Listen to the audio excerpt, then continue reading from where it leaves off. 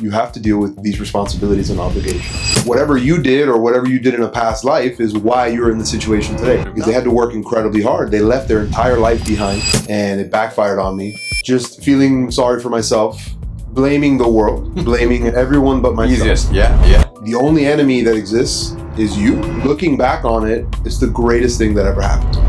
The second episode of the ZayZo Stories, I have with me Luis. Luis is a great friend of mine. Long time friend. Absolutely, long time. And 10 years now. 10 years, feels like yesterday. Feels like yesterday. And Luis has been one of those amazing leaders that I have seen growing in this amazing company. Luis, today is not about your wins. It is about, have you felt vulnerable? There are a lot of questions I have for you, actually.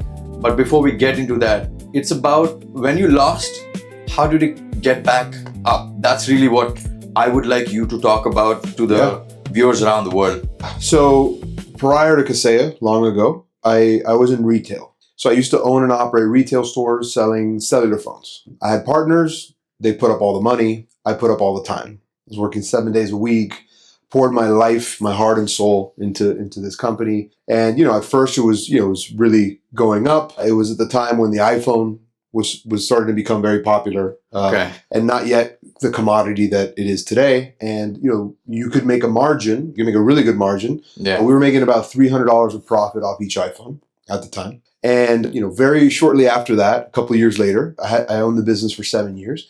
Around year 5, margins were really starting to contract. Okay. While costs kept going up. This is known in some industries as a death cross. When your costs keep going up, margins keep contracting. Right? Yeah. If you ever find yourself in a business like that, get out.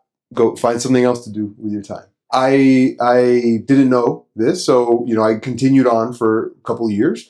It was my identity. The business was my identity. Everything was wrapped into it. And the business eventually failed. We sold it for parts. And I walked away with what I thought was nothing. I felt like I had wasted all this time, wasted, my 20s, right? Very, very important part of your youth, right? And I left and I said, well, I have nothing and I don't want to get back into retail. My only expertise is in retail, which I absolutely hate now. So I was at a low. I didn't know what I wanted to do with my life. I thought maybe I'd become a teacher because I was just so jaded with the thought of being an entrepreneur, having any responsibility. I had 75 employees. I let them all down. They all lost their jobs. Oh, God.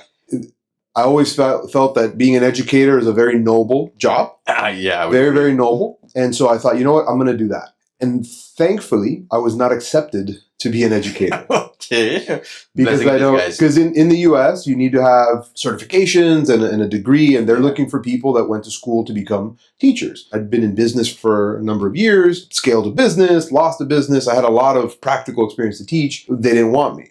So that moment was the absolute lowest in my life. That must be hard.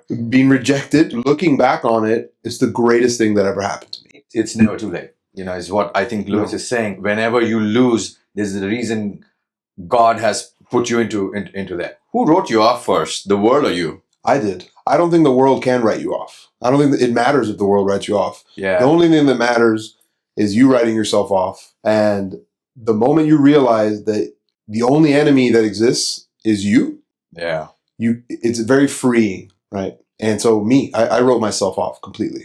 Okay. All right. I think the take from that is you are your own enemy. I think that's what you're trying to say is you control the outcomes. You're the only enemy. That is very powerful. You're the only enemy that exists. What did rock bottom look like? The experience that you spoke about, Luis, how was it? Yeah. So I was broke, obviously. I had moved back in with my grandmother at the time because I wasn't doing anything for work. I was unemployed for about a 6-month period from the time we closed the business to the time I moved on. So I spent 6 months in this rock bottom, many Tuesday afternoons, just feeling sorry for myself, blaming the world, blaming everyone but myself. Easiest, yeah. And just feeling a sense of hopelessness and just wanting to give up. It's inspiring to see where you are today. You clearly did not give up. So that's awesome. Was there anything in you that felt that actually the world was right about you? Very much so. I didn't mention this before, but I had dropped out of university. It took me 10 years to get my degree. I gave up for 5. I quit. I went to go start a business, right? So Yeah. felt that, man, I gave up on this degree. Now who's going to hire me without a college degree? Yeah. You know, the world tells you should go to school and, you know, check these boxes and go do this. And I felt, man, I wanted to be a contrarian, and it backfired on me. And the world was right and I was wrong. The decision to fight back, how was it? Was it dramatic? Was it something very quiet? I think I woke up one morning and I just, something switched in me and just said, you know what? The universe doesn't care if you're sitting here feeling sorry for yourself. The world moves on. I think I was sort of waiting for someone to come by and, you know, tell me the magic words to get me to flip out of, you know, the funk that I was in. And, you know, that's when I really learned no one can, you know, I mentioned earlier, the only enemy that exists is you. Well, the only savior is also you. Yeah. Right. I said, you know what? I'm done feeling this way. I'm in control of how I feel. I'm done feeling this way. I'm going to get back at it. And Zishan, like almost magic. I don't believe in magic, but I do believe in manifestation. Yeah. Within days of feeling that way, I started, you know, applying for jobs and looking for things. And I found Kaseya. A buddy of mine said, hey, this company Kaseya, they're hiring salespeople. Why don't you go take a look? Man, what a story. And literally a week later, a week after I decided I'm not going to feel sorry for myself anymore. Whatever happened. I'm going to move on. What was that one thing that you had to unlearn while you were trying to come back? My parents were immigrants to this country, like a lot of folks. And so they obviously worked very hard. And there's an immigrant mentality in the United States where they want a much better life for their kids. Of course. There's a set of criteria. If your children meet, they will be successful. Yeah. Right? And I think it's very prevalent among immigrant families, right? Because they had to work incredibly hard. They left their entire life behind. In this case, they had left their life in Cuba, fled from communism, came to the US with nothing.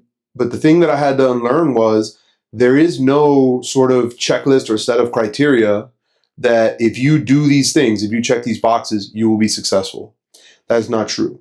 I know people that have law degrees that are miserable, that are poor, that have no ambition in life, and, you know, can't find happiness. And I know people that work for a minimum wage that are incredibly fulfilled and have a beautiful family and are happy, and, you know, you can't tell them otherwise. The world does not dictate who you are or how you feel. It all comes from within. Right. Only you can decide that, right? I'm very big on that. I think this maybe resonates a little bit with your culture and the concept of karma. Whatever you did or whatever you did in a past life is why you're in the situation today. Not because of someone else, because of you and your soul and your spirit. I had to learn to not cede power to external forces, that the power is within you. You might have 10,000 things around you telling you that how it cannot be done. But if you have the power within, then you can be your own master. Was there anything that you lost permanently that you miss, that you wish you had now? Yeah, there's something very freeing